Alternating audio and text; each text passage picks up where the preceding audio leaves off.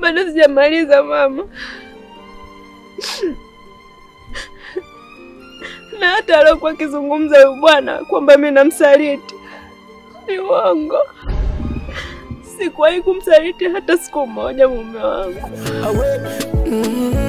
Ayana mugambo, ayana komando, ayana charambo, mapenzi yanaumizaga. Yani mapenzi ni fiji. Nashukuru kwa kuitika wito. Nimekuita hapa. Lengo la kukuita hapa ni kurekebisha mwenendo wa ndoa yako na kukupa uhuru wa maisha yako. Ulipo sasa hivi, hiyo sio ndoa, bali ni vita. Sasa dada, nataka nikuagize kitu. Naomba uende kwa mume wa huyu, uonane naye kivyo vyote vile. Mpe maneno ya uongo. Yaani utajua wewe utamwambia maneno gani ili umchonganishe na huyu dada. Amuache. Yaani ampe talaka yake. Sijui unanielewa? Hapa hamna shida Aunti Wema. Ndio maana umenitafuta mimi ukajua hii kazi naiweza. Kwa hiyo, kwa hilo ondoa shaka kabisa. Ndugu yangu, usijali. Mimi nitafanya kama anavyosema Madam Wema.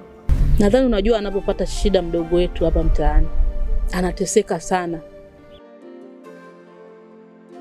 Sasa, mdogo wangu, asipokuacha kwa maneno, kuna mpango pati tu nimeuandaa mwingine. Unamwona huyu? Kaka. Nitakuagiza uende ukafanye kwa vitendo kwa huyu dada. Yaani namaanisha uwe kama mpenzi wake au mchumba wake. Haina shida, mimi nimekuelewa. Ili kumwaminisha mume wake kwamba mke wake anamsaliti. Yaani ufanye vyovyote vile. Sawa, nashukuru. Imeisha ya kazi ndogo sana upande wangu. Na kuamini sana. Asante. Mdogo wangu usiogope kuhusu hilo. Yeye si sikio la kufa, ila safari atasikia dawa.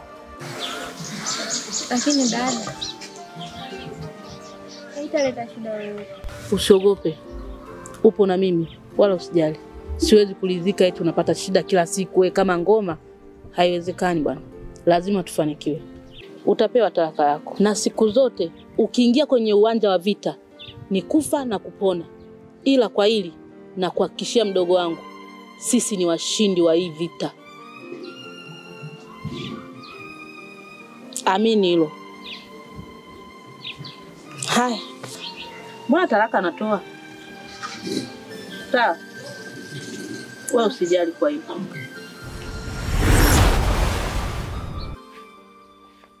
Basi. Kwa nini umeniita huko? Emi, naomba nikwambie kitu. Kazi unayofanya katika mapenzi ni kubwa mno. Lakini mshahara wake ni maumivu. Haijalishi kuwa umenichagua kuwa mwanaume wa kumuumiza mume wako, lakini hata wewe unaumia. Naomba nikwambie kitu. Machozi unayoyamwaga yana thamani kubwa mno. Yanastahili kufutwa. Sitajali dunia itazungumza nini. Endapo itagundulika kuwa mimi natembea na mke wa mtu, hata kama wakisema adhabu yake ni kifo, niko tayari hata kuzikwa nikiwa hai.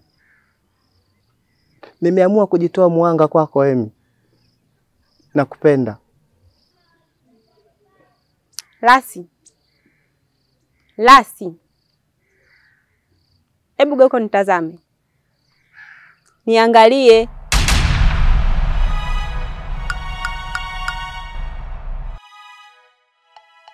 Nisikize nikwambie kitu. Haijalishi napitia mateso mangapi, maumivu mangapi, machungu mangapi katika ndoa yangu, hiyo haitabadilisha kuwa mimi ni mke wa mtu. Labda nikuulize swali moja.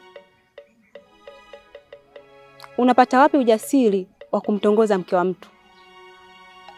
Emi, naomba nikwambie kitu. Mapenzi sio mchezo wa kuigiza Emi. Nakupenda mwenzio. Hapo hapo. Hata ikitokea leo nimeachika, bado sitaweza kuwa na wewe. Sitaki kuiaminisha jamii kwamba mimi nimeachika kwa mume wangu eti kisa tu kwa sababu yako wewe. Emi, usinifanyie hivyo. Nakupenda mwenzio. Nakupenda kutoka ndani ya moyo wangu. Alafu, naomba nikwambie kitu kimoja. Ule mchezo wetu ambao tulioanzisha kumwaminisha mume wangu kwamba wewe ni mpenzi wangu, naomba ufie hapa leo. Nakuheshimu, uniheshimu, tuheshimiane. Emi! Emi!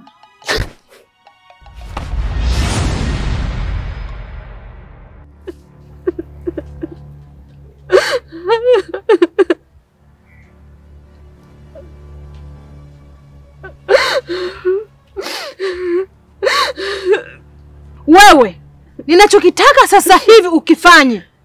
Mpe binti yangu talaka yake. Mama. Kelele wewe. Shemeji. Wewe. Naomba litulieke sawa. Shemeji. Tena nilikushuhudia kwa macho yangu mawili ukiwa na mwanamke baa. Wewe unataka kuongea nini? Kijana. Wewe unataka kuongea nini? Kijana, hebu usitumie hasira.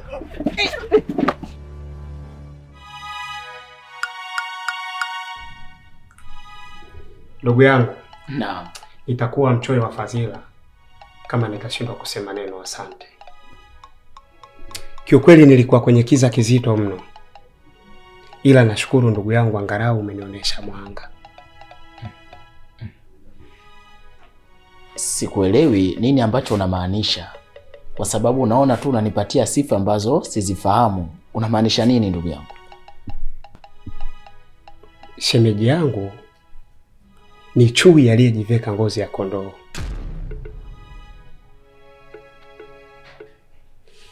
Jana tumubaini ukweli wote. Baada ya kuitisha kikao cha sisi cha familia pamoja na yeye na mshenga wake.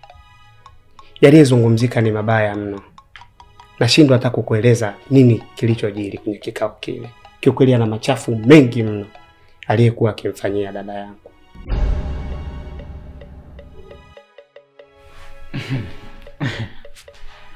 Mimi nikutoe wasiwasi ndugu yangu. Kwa sababu hapo kuna kitu kikubwa sana utakuwa umejifunza. Cha kwanza, utakuwa umejifunza kwamba upasi kumwamini mtu kwa haraka kiasi hiko. Lakini cha pili, siku zote wanandoa wanapogombana, usiwe mtu wa kumsikiliza tu mwanandoa mmoja. Kwa sababu ukimpa hiyo nafasi, yeye ataeleza madhaifu ya mwenzie mengi sana, lakini madhaifu yake hataweza kuyaeleza. Kwa hiyo wewe moja kwa moja utaamini kwamba huyu ndio anakosewa, mwenzake yuko sahihi. Lakini ukichukua jukumu la kuwaita wote wawili na ukawasikiliza, basi kila mtu atatoa lake linalomkera na mwenzie atajibu, na kila mtu atatoa udhaifu wa mwenzake. Wewe utapima na utagundua tu kwamba kati ya hawa wawili nani ni mdhaifu kwa mwenzie au nani ni mkorofi kwa mwenzie. Kwa bila shaka hapo umetambua kwamba shemeji yako sio mtu mzuri. Ni kweli. Na kwa kukuondoa wasiwasi, nakumbuka siku nilompigia simu kuwa anahitaji kukutana na yeye. Aliniitia baa. Nilimshuhudia kwa macho yangu mawili akiwa na msichana, na akaniongopea kudai kuwa yule eti ni mfanya biashara mwenzake. Lakini nilistaajabu yule mwanamke aliposema eti ninachotaka kujua nalala hapa au naondoka. Nilijiuliza maswali mengi sana.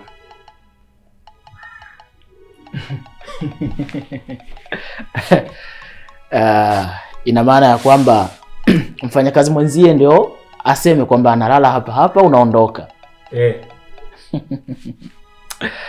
Unajua ndugu yangu, inafahamika kabisa kwamba familia yenu nyinyi ni familia watu ambao wana heshima, wana busara na wana hekima za kutosha. Sasa mimi nilikuwa najiuliza, inawezekana vipi familia hii ambayo inalea watoto kwa maadili, kwa nini awe anadondosha chozi lake kila siku? Nikaona hiki kitu hakipo sawa.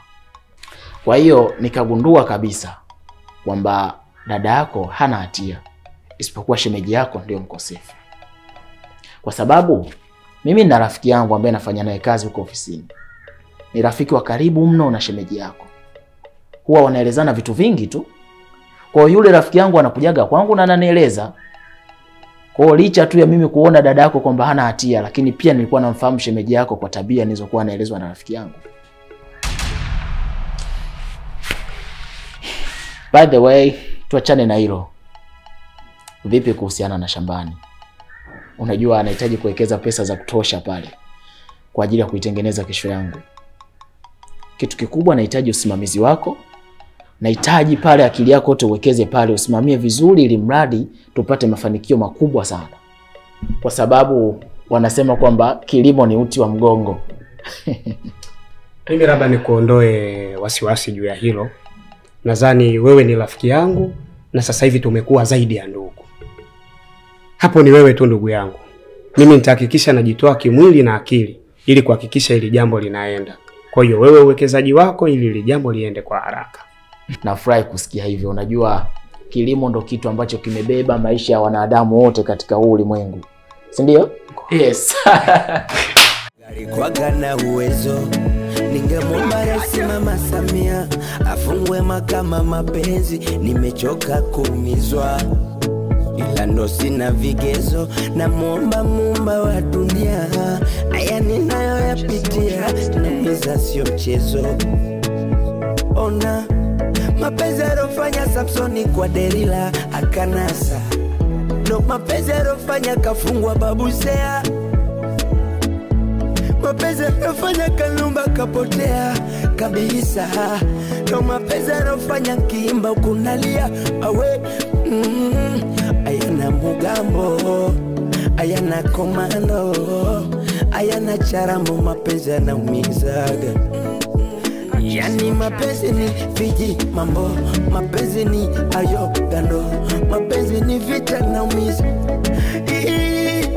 Ukiliona naliwa kisa mapenzi, basi niacheni, basi niacheni, maana mapenzi yanaumiza.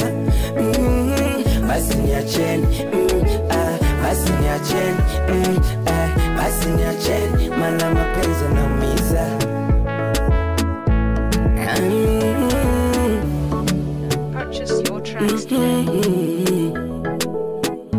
Mwenzenu ni limwamini, manari ni thamini.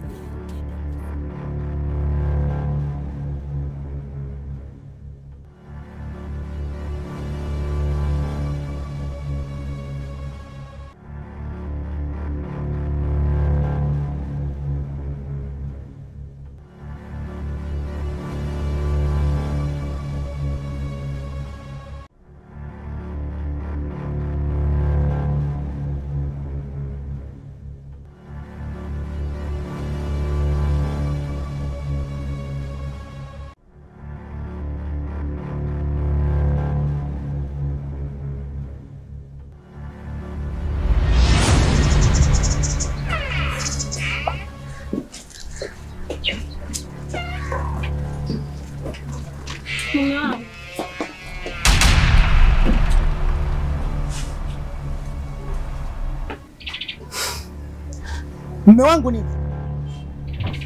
Ina maana huko ndani hatujamaliza? Hapana mume wangu. Mimi nilikuwa naona hii shati haija kukaa vizuri. Alafu tumeivaa toka jana mume wangu, haitakuwa chafu kweli. Mimi nipo kwa ajili ya kukufulia. Naomba ukabadilishe tafadhali. Sikiliza. Jijali wewe kwanza alafu ndio mimi. Sijui umeelewa vizuri? Cha kuzingatia, je, kula yako inaendaje? Jizingatie wewe. Unanuka jasho. Mimi nani ananuka jasho?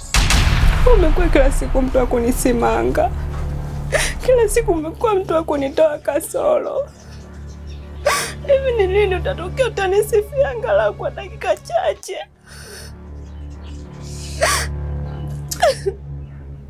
Kama nimekukosea naomba unisamehe basi. Nimekuwa sina amani, sina furaha. Samani ya nini? Muombe huyo Mungu wako, sio mimi. Yaani wa kumwomba msamaha ni Mungu wako, sio mimi. Halafu sijui nilijikwaa wapi. Yaani najiuliza muda mwingine sipati majibu. Nini kilikuma mpaka nikakuweka ndani wewe? Wewe kisigino wewe. Kifuu. Mwanamke unanuka mbaya, maskini mkubwa wewe. Uko wako njaa tu, unanuka njaa mpaka ukitembea hatua zako kila hatua ukinyanyua njaa.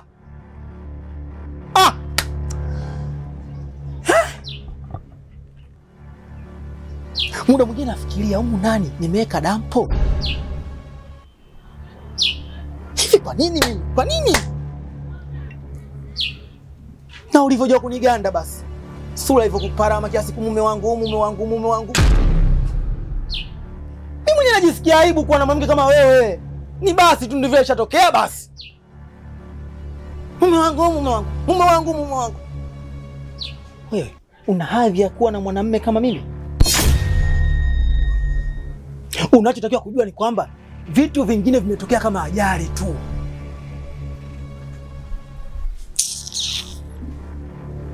Uko wenye njaa ule. Mama yako njaa, kaka yako njaa, familia njaa, wewe njaa. Na upo kwangu hapa kwa ajili ya kula na kushiba. Na hiko ndio kitu ambacho nataka uzingatie. Umekula, umeshiba, tulia. Wewe ni mfugo ndani. Unasafisha nyumba yangu hii angalau hata wageni wangu akija nyumba inang'aa. Wewe sio mke. Moyo wangu mbio unadunda, yote maumivu. Mume wangu. Nani mume wako? Unanuka jasho. Mimi na nani nanuka jasho? Nalizwa na mengi na yawaza mengi kichwani mwangu. Nateswa na mengi, naumizwa na mengi moyoni mwangu. Nalizwa na mengi na yawaza mengi kichwani mwangu. Machozi yanatiririka.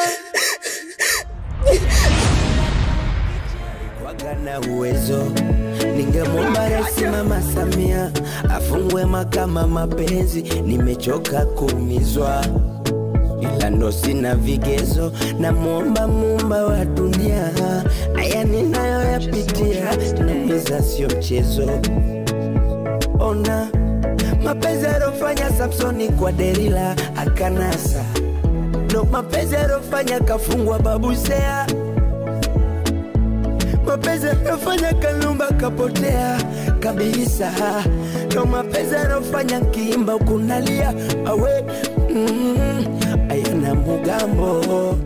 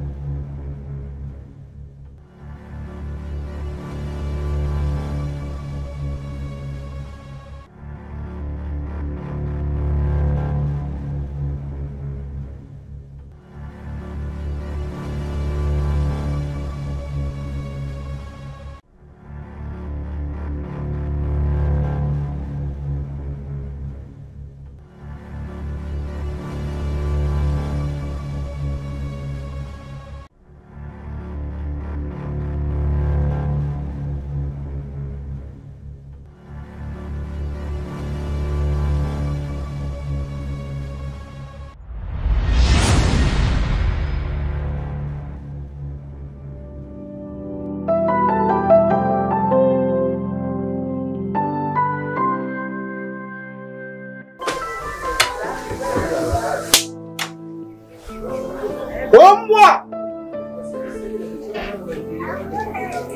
Ombwa! Paka!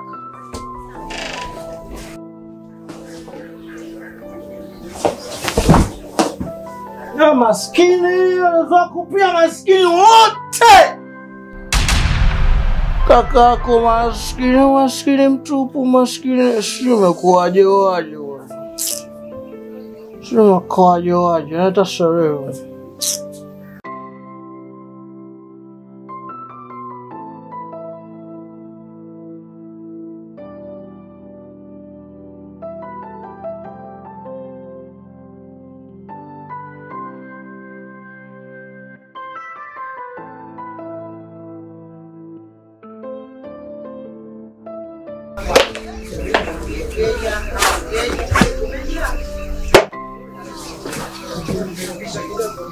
Mume wangu.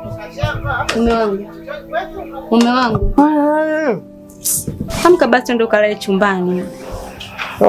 Kwani wewe na mimi nani baba mwenye nyumba? Ni wewe baba mwenye nyumba, sawa.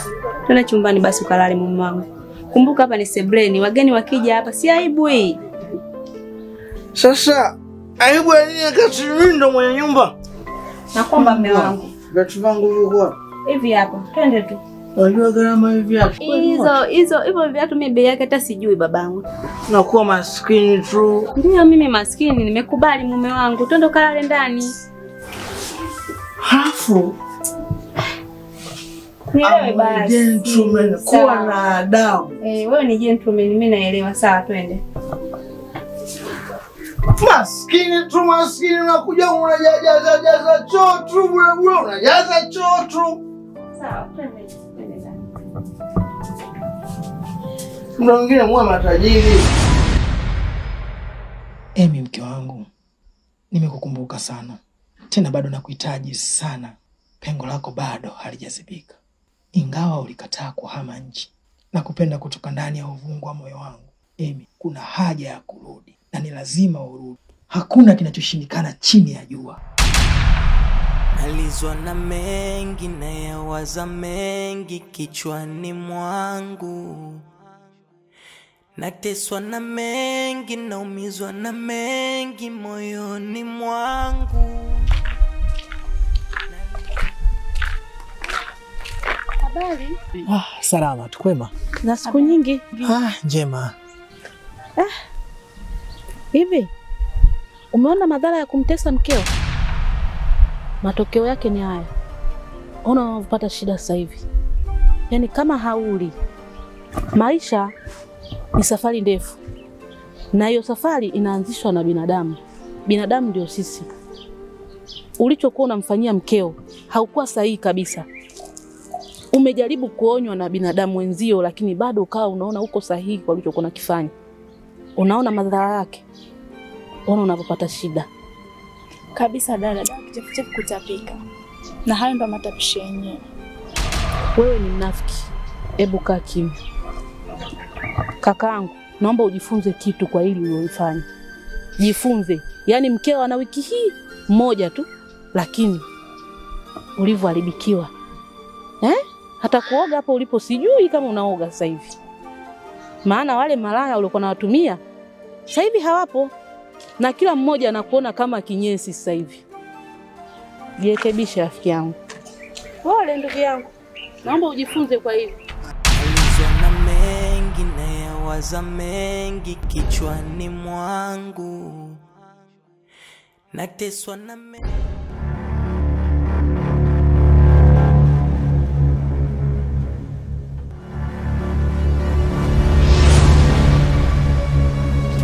Gari kwaga na uwezo, ningemwomba Rais Mama Samia afungwe makama mapenzi, nimechoka kuumizwa ila ndo sina vigezo, na muomba Muumba wa dunia, haya ninayoyapitia naumiza sio mchezo. Ona mapenzi alofanya Samsoni kwa Delila akanasa, ndo mapenzi alofanya kafungwa Babusea, mapenzi alofanya Kanumba kapotea.